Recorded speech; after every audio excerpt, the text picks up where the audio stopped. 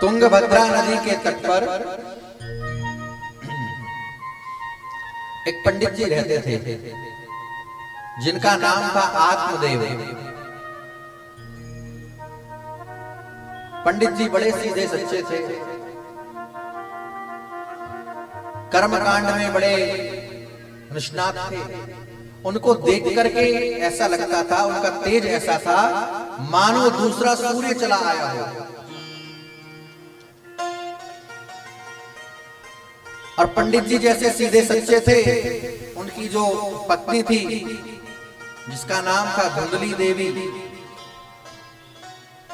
वो उतनी ही विपरीत स्वभाव की थी। लोक वार्ता रता क्रूरा, बातें बनाने में बड़ी होशियार थी।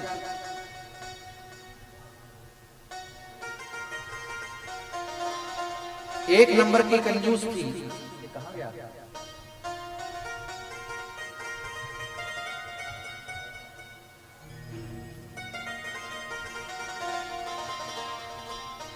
और जब तक पड़ोसियों से 2-4 बार झगड़ा न कर ले तब तक रोटी हजम नहीं होती थी।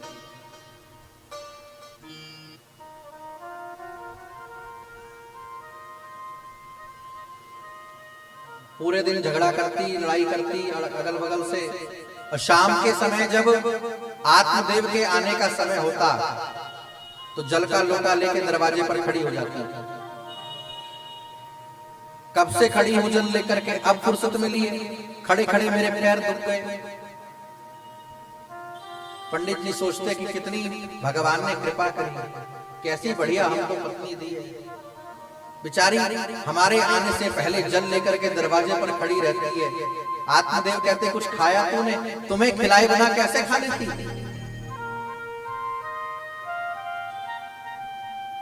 अब आत्मदेव को क्या मालूम हमें सुबह से ही शुरू है।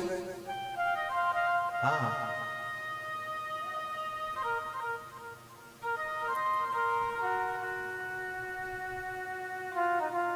धन भी था आत्मदेव के पास, संपत्ति भी थी, लेकिन एक बड़ी समस्या उसके जीवन में थी। क्या? न पुत्रो नापि पुत्री, न बेटा था न बेटी थी। और एक दिन इसी दुख के कारण गृहं त्यक्त्वा वनं गतः, घर छोड़ करके आत्मदेव ने निश्चय कर लिया अब तो मैं मर जाऊंगा, प्राण त्याग दूंगा।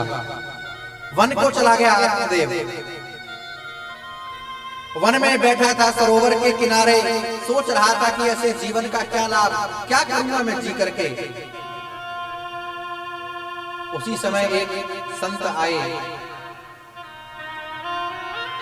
संत ने ब्राह्मण को रोते हुए देखा तो मन में आया एकांत में रो रहा है, ब्राह्मण रो रहा है।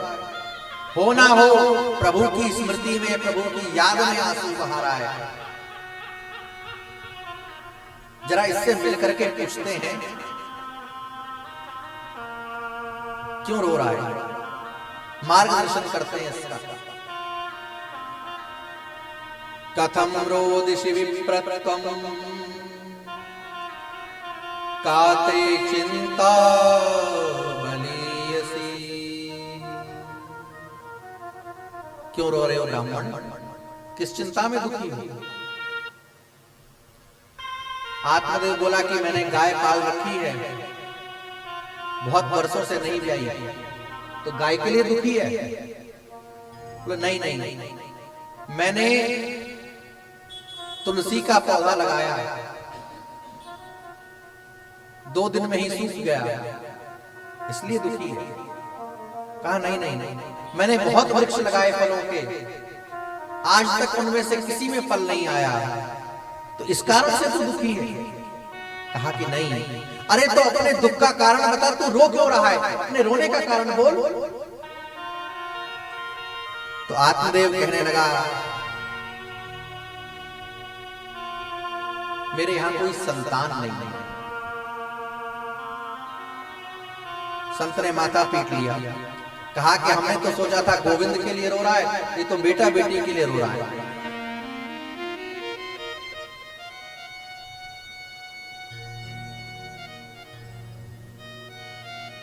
संत ने कहा कि देखो ब्राह्मण,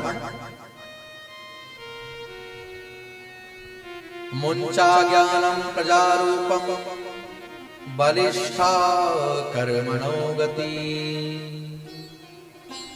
इस अज्ञान को छोड़ो, प्रारब्ध बड़ा प्रबल है। और देखो, मैंने तुम्हारे मस्तक की रेखा देख ली है। एक नहीं, तुम्हारे तो 7 जन्मों में भी संतान का सुख नहीं है। सप्त जन्मावधि तो पुत्रो नैव च नैव। अब ये सुनते ही आत्मदेव ने बड़ी जोर से अपना माथा पटका पत्थर पर, कहा कि मर जाऊंगा। संत ने कहा कि अरे इतनी जोर से माथा पटक रहा है, क्यों मरना चाहता है? आत्मदेव ने कहा मरने ही तो बैठा था, एक जन्म का दुख लेकर के बैठा था, पुत्र नहीं है। आपने तो 7 जन्म की सुना करके 7 गुना कर दिया। संत ने कहा कि एक बात बता, तू बेटे के लिए रो रहा है, किसको बेटे से सुख मिला? महाराज सगर के 60,000 लड़के थे और कपिल मुनि की क्रोधाग्नि में जल करके सब, सगर को क्या सुख मिला? अरे दूसरों की छोड़, भगवान बेटा बनकर के जिसके यहां आए उसी को क्या सुख मिला? जन्म से पहले ही माई बाप को जेल हो गई। वसुदेव और देवकी को बंद कर दिया कारागार में श्री कृष्ण के जन्म से पहले। अच्छा, जन्म हो गया तो देवकी अपना दूध भी नहीं पिला पाई थी, जी भर के देख भी नहीं पाई थी। नंद यशोदा के यहां पहुंच गए। अच्छा, वहां भी नहीं रहे, उनको भी, नंद और यशोदा को भी उम्र भर रोना पड़ा। दशरथ चक्रवर्ती जी महाराज, उन्होंने तो बेटे की स्मृति में, पुत्र की स्मृति में हा राम राम राम राम कहकर के प्राणी त्याग दिए। किसको सुख मिला? क्यों चक्कर में पड़ा है?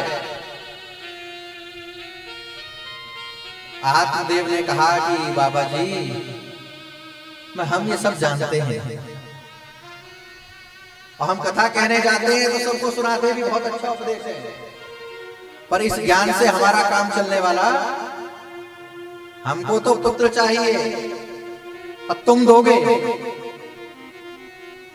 और तुमने बेटा नहीं दिया तो अब की बार इतनी जोर से पत्थर पर माथा पटकूंगा कि गोविंदाय नमो नमः, और तुमको ब्रह्म हत्या लगेगी।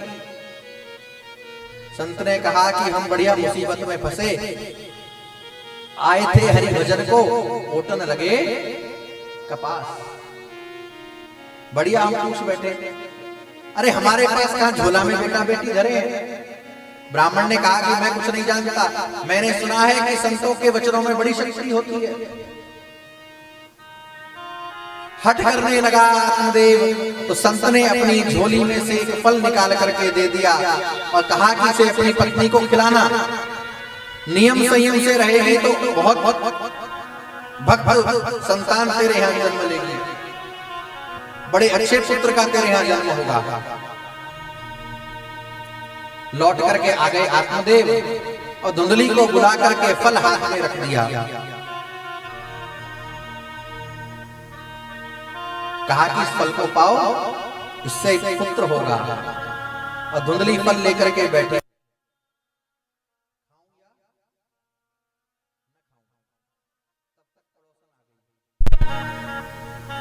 अरे धुंधली बैठी बैठी क्या सोच रही है? धुंधली ने कहा कि क्या बताऊं बहन, हमारे तो स्वामी जी पंडित जी इतने सीधे सच्चे हैं, सबकी बातों में आ जाते हैं, न जाने कहां से ये फल उठा रहा है, कह रहे हैं इसको खाने से संतान होगी। तो पड़ोसन ने कहा तो खा ले, तेरे यहाँ संतान है नहीं, कमी है, अभाव है संतान का, क्या समस्या है? अच्छा तू कहती है तो खा तो लूंगी, लेकिन मेरे मन में कुछ संशय है। क्या?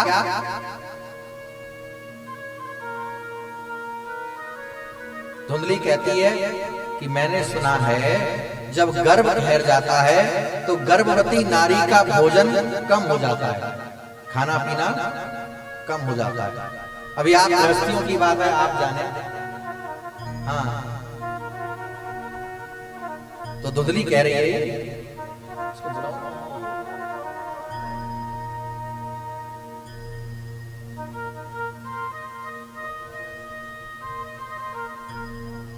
कहा कि भोजन कम हो जाता है।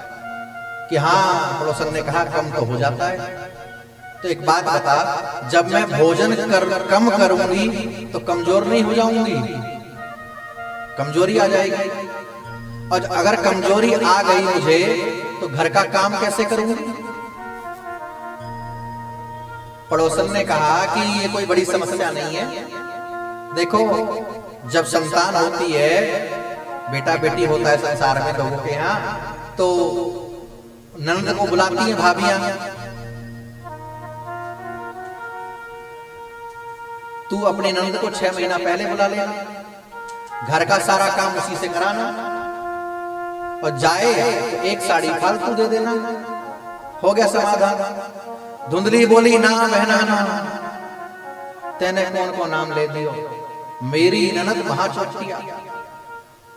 तू 6 महीना की कह रही है, 6 घड़ी मेरे घर में रह गई तो घर को घर साफ कर जाएगी। मैं बुलाने वाली नहीं। यहाँ वाली नंद तो अच्छी है सब, हाँ बोलो राधे राधे।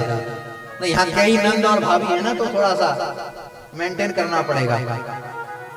हाँ बोलो राधे राधे।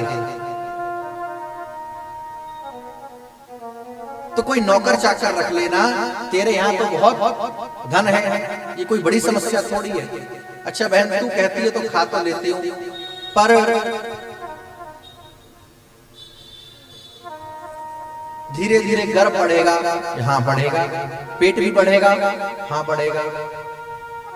अच्छा, तो फिर एक बात बता कि मैं दौड़ूंगी कैसे, मैं भागूंगी कैसे? धुंधली कह रही है, गर्भ ठहरेगा, पेट बढ़ जाएगा, तो मैं भागूंगी कैसे? पड़ोसन बोली, तुझे कौन सा ओलंपिक में मेडल लेके आना है, कहाँ दौड़ने जाना है? तो बोली, वैसे तो नहीं दौड़ना, लेकिन किसी दिन गांव में आग लग गई और आग फैलते फैलते हमारे घर तक आ गई, तो सब तो जल्दी जल्दी भाग जाएंगे, मैं पीछे रह जाऊंगी, जल के मर जाऊंगी। पड़ोसन कहने लगी, बेकार की बातें मत सोच। अच्छा चल चल, तू कहती है तो मान लेती हूँ, पर एक बात और बता, आखिरी बात। मैंने सुना है कि सुखदेव जी अपनी माँ के गर्भ में 12 वर्ष रहे थे। पड़ोसन बोली, सुना तो मैंने भी यही है। अरे बहना, अगर कहीं ये 2-4 साल भी रह गया तो मेरा क्या होगा? धुंधली कहती है, मेरी समझ में तो 2 स्त्री सुखी हैं, या तो विधवा या फिर बंध्या। ये मानसिकता धुंधली की है, और आज ऐसी बहुत सारी धुंधली घूम रही हैं। तब तो एक आधी थी, अब तो बहुत सारी घूम रही हैं। पड़ोसन का माथा गर्म हो गया, समझा समझा करके उठ करके चली गई। धुंधली फल लेकर के बैठी रही, तब तक इसकी बहन आ गई। बहन ने पूछा तो फिर पूरी की पूरी वही कहानी सुनाई। तो धुंधली से उसकी बहन ने कहा कि तू चिंता क्यों करती है, तेरे यहाँ माल बहुत है, मेरे यहाँ संतान बहुत है। अभी अभी मुझे गर्भ ठहरा है, एक काम कर, समय आने पर तू मुझे धन दे देना और मैं अपना बेटा तुझे दे दूंगी। तब तक किसी प्रकार से अपने पति को समझा करके रख। तो इस फल का क्या करूं? गाय को दे दे, गाय भी तो कब से नहीं भी आई, उसी के बछड़ा बछिया हो जाएगा।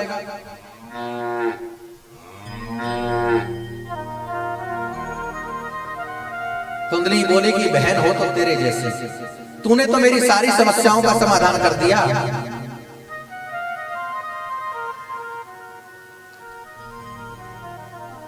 और वो फल ले जाकर के गाय को खिला दिया, और आत्मदेव को पागल बनाती रही कि मुझे गर्भ ठहर गया है।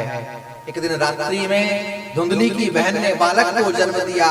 धुंधली का पति बालक, धुंधली की बहन का पति बालक धुंधली को दे गया, धन लेकर के लौट गया, और धुंधली ने रात में हल्ला मचा दिया कि मुझे बेटा हो गया, बेटा हो गया। आत्मदेव बड़े प्रसन्न हुए, और समय आने पर गाय ने भी एक बालक को जन्म दे दिया। इस बालक को देखने के लिए दूर दूर से लोग आए। क्यों? क्योंकि सारा शरीर मनुष्य जैसा था और कान गाय के जैसे थे। आत्मदेव नामकरण करने लगे तो डांट दिया। 9 महीना गर्भ में हमने रखा, कष्ट हमने झेला, जन्म देने की समस्या, प्राण हमने संकट में डाले, नाम तुम रखोगे? इसका नाम तो हम रखेंगे, हमारा पुत्र है। आत्मदेव ने कहा कि नाराज क्यों होती है, नाम तू रख ले, मैं ही रखूंगी। बता बता क्या नाम रखना है? मैं धुंधली और मेरा बेटा धुंधकारी। इसको ठीक करो भाई। और गाय का जो बालक था उसका नाम आत्मदेव ने रख दिया गौकर्ण।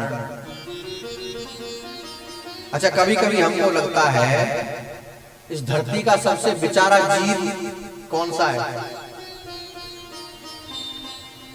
इस धरती का सबसे बेचारा, जिस पर बहुत दया करनी चाहिए,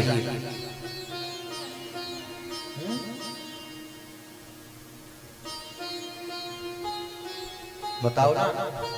हमारे बैठानी कह रहे हैं क्या? गाय? अरे गाय नहीं, हाँ, वाह, इसको कहते हैं अनुभवी आदमी। बोलो राधे राधे, जय हो आचार्य जी। इस धरती का सबसे बेचारा जीव है पति। ये पति नाम का जो जीव है, इसकी बड़ी भैया विडंबना है। अच्छा, कौन कौन पति है यहाँ पे देखें तो सही, जरा हाथ उठाओ, शर्माओ नहीं, हम साथ हैं। 1 2 इधर 3 4 5 6 7 8 और 9 10। अभी बचे हैं देवी जी? नहीं है, फिर भी संख्या ज्यादा है। अब बेचारा किधर को जाए? माँ कहती है जब से ये काले मूड की आई है याने तो मेरा घर। और देवी कहती है कि कैसे के ब्याह दी मेरे बाप ने।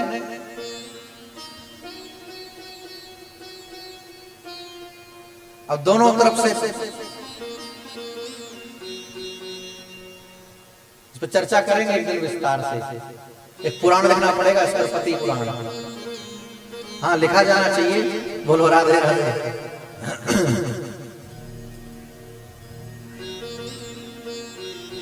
सूत जी कहते हैं कि दोनों बालक बड़े होने लगे और दोनों ने ख्याति प्राप्त करी, लेकिन एक कुख्यात हुआ और एक विख्यात हुआ।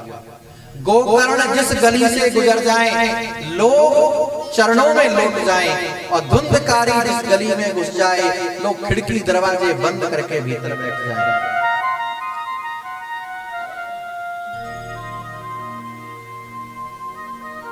शराब पीने लगा, मांस खाने लगा, जुआ खेलने लगा, व्यभिचार करने लगा, और आज फिर आत्मदेव माथा पकड़ करके बैठे हैं, रो रहे हैं। कहां जाऊं, क्या करूं? त्रिकाल संध्या करने वाला मैं ब्राह्मण, गायत्री की उपासना मैंने जीवन भर करी, वेदों की उपासना मैंने जीवन भर करी, और न जाने कौन से पाप का ये परिणाम है कि मेरे यहाँ ऐसी संतान। अच्छा, आज रो रहे हैं और पहले भी रो रहे थे। पहले क्यों रो रहे थे? संतान नहीं है। और आज रो रहे हैं, ये आदमी की फितरत है। न मिले तो दुखी, और मिल जाए तो भी दुखी।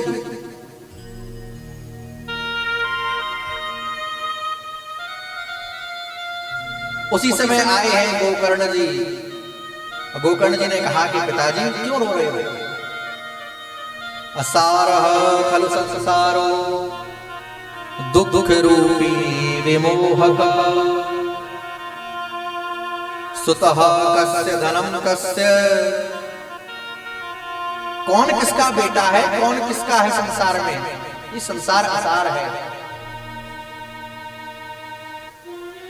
ये दुखालय है, दुखों का घर है। यहां सुखी कौन दिखाई देता है? कि दीन कहे धनवान सुखी, धनवान कहे सुख राजा को भारी।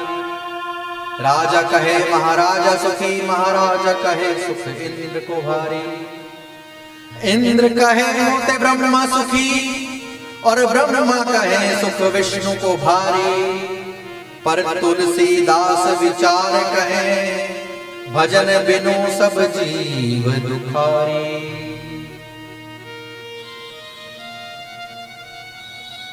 इस मोह को त्याग दीजिए। संसार में दो ही चीज का बंधन है, मैं और मेरे का।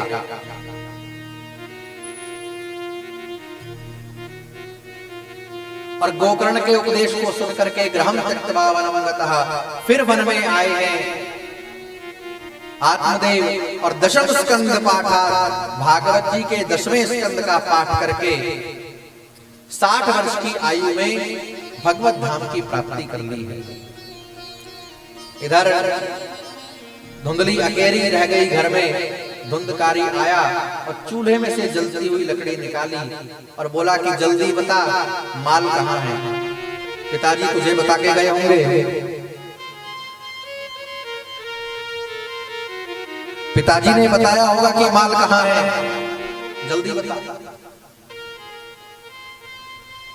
धुंधली प्राण बचाने के लिए दौड़ी और जाकर के कुएं में गिर गई अंधेरे में। पिताजी गए वन में, माताजी गई कुआं में। अकेले बच गए गोकर्ण। गोकर्ण ने सोचा कि अब यहां रहना ठीक नहीं है। धुंधकारी से बोले, भैया तुम्हारी आज्ञा हो तो मैं तीर्थ को चला जाऊं। धुंधकारी ने कहा कि ठीक है जाओ। गोकर्ण के जाते ही 5 वैश्याओं को ले आया धुंधकारी घर में, और वैश्याओं की पूर्ति न कर सका। ये 5 वैश्याएं कोई स्त्री नहीं, औरत नहीं थी। ये हर जीव के जीवन में घूम रही हैं। ये जो 5 कर्मेंद्रियां हैं ना, यही 5 वैश्याएं हैं। एक बार गलती से, भागवत जी में कथा आती है एक ब्राह्मण की, अजामिल की, गलती से एक अश्लील दृश्य देख लिया और एक बार देखने के कारण पूरा जीवन नष्ट हो गया। एक बार कुछ देखा उल्टा सीधा आंख ने, मन ने कहा दोबारा देखो, दोबारा देखो, तिबारा देखो, और फिर पाप में जीव जाने क्या क्या कूड़ा करकट खाने में लगी है। ये जो 5 कर्मेंद्रियां हैं ना, आंख नाक कान मुख, यही 5 वैश्याएं हैं, और इनकी पूर्ति कोई नहीं कर सका। कितनी बार रसगुल्ला खाया होगा, पेट भरा? कितनी बार समोसा कचौड़ी खाए होंगे, मन भरा? जीव कहती है और लाया, 2-4 दिन बाद फिर और लिया। सुखी कौन है? जिसने इन इंद्रियों पर संयम पा लिया, इन्हें वश में करा। नहीं तो एक दिन ये मार ही डालेंगे, जैसे धुंधकारी को मार डाला। 5 वैश्याओं ने मिलकर के गला दबा करके मार दिया। चिल्लाने की कोशिश करी, जलते हुए अंगारे मुख में ठूस दिए, और अंत में मार करके धुंधकारी के घर में ही गाड़ करके चली गई धन लेकर के।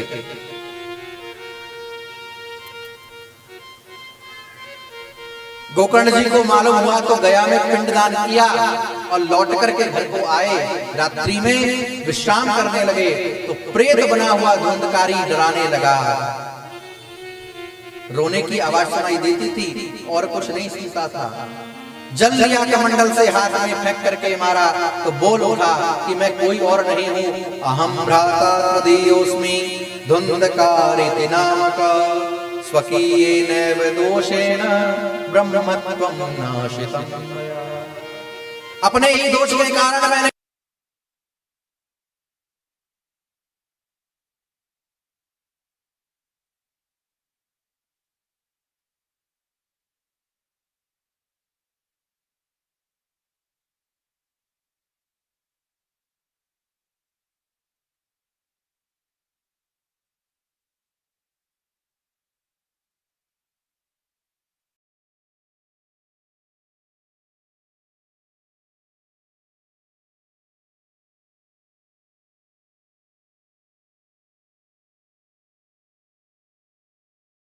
केवल धुंधकारी था, जिसके मन में मुक्ति की कामना थी।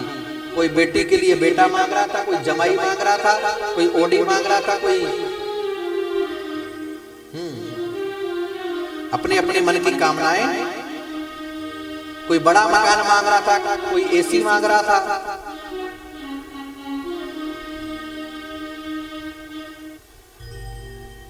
सब बड़े पछताए कि बड़ा समय हाथ लगा था, हमने छोड़ दिया।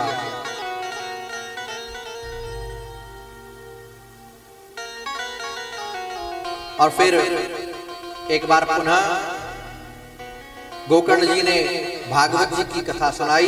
तब जितने श्रोता थे उतने ही विमान आकाश में प्रकट हो गए, और जैसे श्री राम महाप्रभु समस्त सात अयोध्या वासियों को लेकर के साथ गए थे, वैसे ही स्वयं ठाकुर जी ने प्रकट होकर के गोकर्ण को कंठ से लगाया और गोकर्ण के साथ समस्त नगर वासियों को लेकर के अपने धाम को गए। बोलिए श्री नारायण भगवान की जय, श्री भागवत भगवान की जय।